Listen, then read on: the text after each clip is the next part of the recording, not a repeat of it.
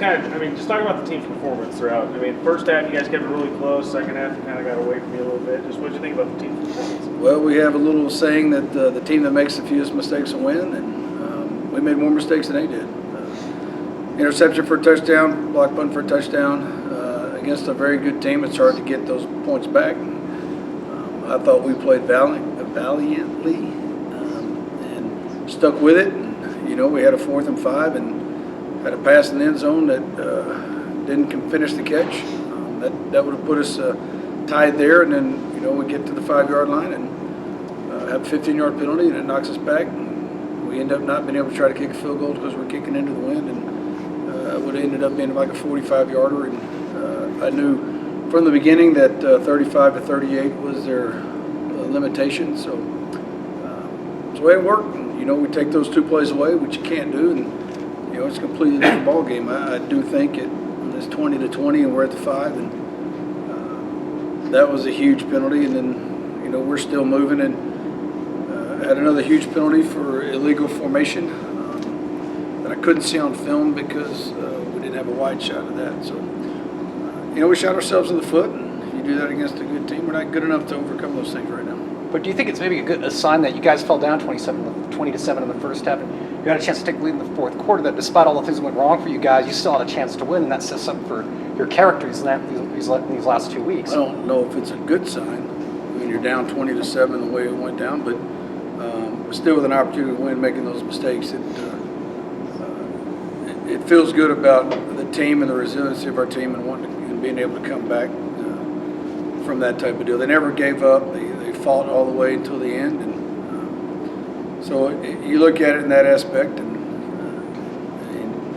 the positive is we're not going to quit. We're going to play 60 minutes regardless of what the scoreboard says. You guys have had injuries at the running back position, but this week you had Duke, you had Logan, and you had Jared Compton all going. What was it like being able to just have those 3 going for your team? Jared's still a little hobbled, but to have Duke and Logan, Duke's running better than he has all year right now. And he really was trying to take the team on his shoulders and win this game. And he and Jordan Johnson probably gave as great effort as they have all year, maybe the best games of the year for those 2 guys, but the way they played. But yeah, we miss those other 2 guys, Brandon and Prince, and because they added something different. So Duke's done a really good job of getting better in pass protection, which was his weakest point. But he's improved on that, so he's continuously getting better every week. Jared will be a lot healthier, and we're hoping to see if Khalil can get healthy again this week. So we'll hopefully have 4 running backs this week. 2 big and important games left. Just kind of talk about how you're prepping going into this week of practice. Well, there's a lot of football left, and we have a slim shot of getting the playoffs. But for us to do that, we have to take care of our own business, which means we have to win the next 2 games, and we'll let everything else play out in that aspect. So we can only control what we can control, and that is put ourselves in position. If everything else falls our way, then win these 2 games and be 8-3 and have a chance to advance. If not, we're still going to win these 2 games for that. Get 8-3, and I think that's a heck of a way from where we came from 3 years ago, and it'll be. I would consider it a successful year in that framework. Not what we want, but successful.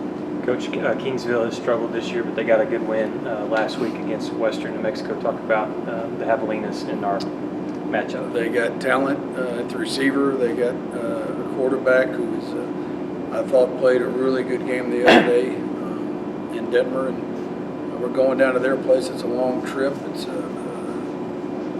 one that you have to mentally prepare for, just being on the bus and getting down there. So we've got things in place to help our guys with that trip.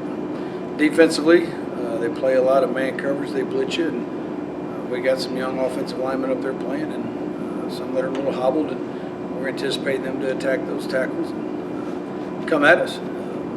And they've struggled a little bit throughout the year, but it seems that teams just kind of start picking up the pace when the Buffs come rolling into town. So I expect got a lot of respect for Coach Wilkinson and his staff and what they've done down there, and they've had some injuries as well, and some things that have knocked them out and put them down a little bit. But Coach Wilk will have his team ready to play, and if we don't go down there with our minds right, then it could be bad. You think it's a matter of finding offensively? Sometimes you move the ball really well and you've gone pretty fast. I know you like to kind of sustain things. You think it's still a matter of finding the right tempo in which you guys know you can move the ball most effectively? In terms of taking time off the clock, but still It all depends on the flow of the game and where we're at in the game. We like to go fast because it keeps people off balance, and we like to see how they adjust to what we're doing, how fast they're going. But then there's a time and place where we can still on our offense and line up. And as we line up, just to see what the defense is going to give us, and then snap the ball and still be effective. Obviously you want to focus on the game plan, but taking that long of a road trip with as many players as you take down there, logistically, how difficult is this just for you as a coach? Because you want to focus on the game plan, but if one player gets double booked into a hotel room, something like that can change it. So no, we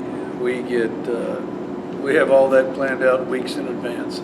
So like our entire itinerary and schedule for every road game, we already had hotels booked. We had everything taken care of. So I don't worry about that. I worry about stopping along the way. I don't want our players on a bus for more than 4 hours. So we'll go 4 hours. I think we're going to Angelo, San Angelo, and eating lunch there, and we're going to get a place to do a walkthrough. So get them out of the bus and on their feet for a good hour and 45 minutes, and then I think it's another 4.5, 5 hours. Corpus Christi will stay there, and we get there and eat dinner, and we'll have our meetings, go to bed, and get up the next morning, and it's a 3 o'clock kickoff. So I'm kind of excited about that, which means we'll be getting back about 6 in the morning instead of 10 the next morning. So, but yeah, all that it's just part of it, and my whole thing for the players on that is to make sure they're as comfortable as they can be and not cramped up on the bus for 10 hours straight.